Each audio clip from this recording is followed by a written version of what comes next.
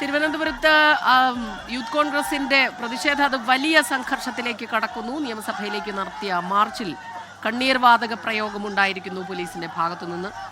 കുറേ സമയമായി അനുനയ ശ്രമങ്ങളൊക്കെ നടത്തി, അതെല്ലാം പരാജയപ്പെട്ടിരുന്നു. കോലം കത്തിക്കൽ ഉൾപ്പെടെ അവിടെ ഉണ്ടായി.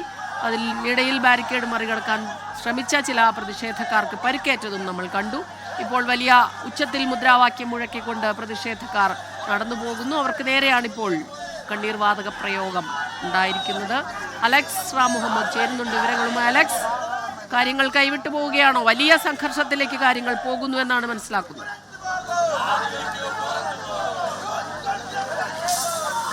അലക്സ് റാം മുഹമ്മദ് ആണ് അവിടെ നിന്ന്. കണ്ണീർ വാതക പ്രയോഗം പോലീസ് നടത്തിയിരിക്കുന്നു. ഇന്ന് രാവിലെ മുതൽ വലിയ പ്രതിഷേധം. നിയമസഭയിലേക്ക് യൂത്ത് കോൺഗ്രസിന്റെ മാർച്ചുണ്ടായി. ശബരിമല സ്വർണ്ണക്കൊള്ള കേസിൽ പ്രതിഷേധങ്ങളുടെ ഒരു പരമ്പര തന്നെ നടത്തുമെന്ന് പ്രതിപക്ഷ നേതാവ് പറഞ്ഞിരുന്നു. അതിനുശേഷമാണിപ്പോൾ വലിയ രീതിയിലുള്ള പ്രതിഷേധങ്ങൾ അരങ്ങേറുന്നത്. ഇന്നിപ്പോൾ നിയമസഭയ്ക്ക് മുന്നിലേക്ക് നടത്തിയ മാർച്ചിലാണ് സംഘർഷമുണ്ടായത്. ജലപീരങ്കി പ്രയോഗം 2-3 വട്ടം പോലീസിന്റെ ഭാഗത്തു നിന്നുണ്ടായിരുന്നു. പ്രതിഷേധക്കാർ ഇതുകൊണ്ടൊന്നും പിരിഞ്ഞു പോകാൻ കൂട്ടാക്കിയില്ല. ഇപ്പോൾ ഇതാ കണ്ണീർ വാതക പ്രയോഗം. പ്രതിഷേധക്കാർ അവിടെ നിന്ന് ഓടി മാറുന്ന ദൃശ്യങ്ങളും നമുക്ക് കാണാൻ കഴിയുന്നുണ്ട്. അലക്സ് റാം മുഹമ്മദ് ചേരുന്നുണ്ട്. അലക്സ്, കണ്ണീർ വാതക പ്രയോഗം ഒടുവിൽ പോലീസ് നടത്തിയിരിക്കുന്നു. പ്രതിഷേധക്കാർക്കത് വലിയ ബുദ്ധിമുട്ടാകുന്നു. എല്ലാവരും അവിടെ നിന്ന് ഓടി മാറുന്ന കാഴ്ചയും കാണുന്നുണ്ട്. പറയൂ.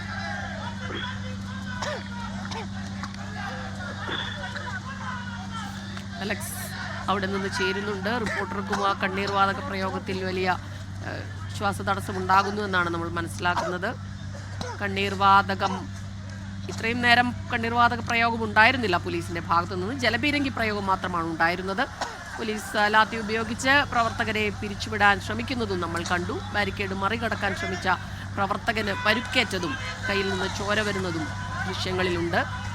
ഒപ്പം ഇപ്പോൾ കണ്ണീർ വാതക പ്രയോഗം പ്രവർത്തകർ വലിയ ശ്വാസതടസ്സവും ബുദ്ധിമുട്ടുകളൊക്കെ പ്രവർത്തകർക്ക്, പ്രതിഷേധക്കാർക്ക് അനുഭവപ്പെടുന്നുണ്ട്.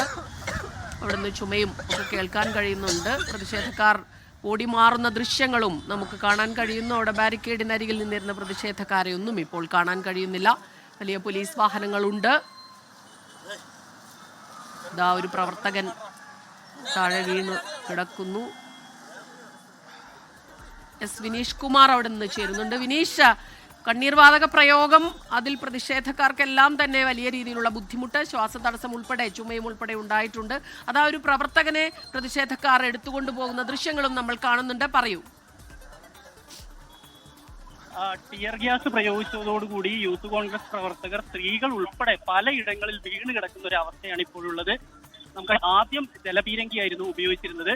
ജലപീരങ്കി ആദ്യം ഒരു വെഹിക്കിൾ ഉപയോഗിച്ചുകൊണ്ട് ജലപീരങ്കി പ്രയോഗിച്ചെങ്കിലും യൂത്ത് കോൺഗ്രസ് പ്രവർത്തകർ പിരിഞ്ഞു പോയില്ല. അതിനുശേഷം മറ്റൊരു വാഹനം എത്തിയെങ്കിലും പോലീസിന് കഴിയാതെ വന്നപ്പോൾ ടിയർ ഗ്യാസ് പ്രയോഗിക്കുകയായിരുന്നു. ടിയർ ഗ്യാസ് വ്യാപകമായി തന്നെ പലയിടങ്ങളിലായി പൊട്ടിത്തെറിക്കുന്നുണ്ടായിരുന്നു. ഇതേ തുടർന്നാണ് ഇപ്പോൾ യൂത്ത് കോൺഗ്രസ് പ്രവർത്തകരും മാത്രമല്ല വഴി പ്രവർത്തകർക്കും ഉൾപ്പെടെ അതുപോലെ തന്നെ ആരോഗ്യ പ്രശ്നം, മറ്റുള്ള അസ്വസ്ഥതകളും ഉണ്ടായിട്ടുണ്ട്. ഇപ്പോൾ നമുക്ക് അറിയാം, ഈ ഹൈവേ, നിയമസഭയുടെ പരിസരങ്ങളിലുള്ള ഈ റോഡുകളിലെല്ലാം തന്നെ പല ആളുകളും വീണ് കിടക്കുന്ന ഒരവസ്ഥയുണ്ട്. എഴുന്നേറ്റ് ഇരിക്കാൻ പറ്റാത്തൊരവസ്ഥയുണ്ട്. അങ്ങനെയൊക്കെയുള്ള ബുദ്ധിമുട്ടുകൾ ഉണ്ട്. എന്തായാലും ഇപ്പോൾ യൂത്ത് കോൺഗ്രസ് പ്രവർത്തകർ ആ പ്രദേശത്ത് നിന്ന് ഒഴിഞ്ഞു പോയിട്ടുണ്ടെങ്കിൽ പോലും ഈ നിയമസഭാ കെട്ടിടത്തിന്റെ പരിസരത്ത് തന്നെയാണുള്ളത്.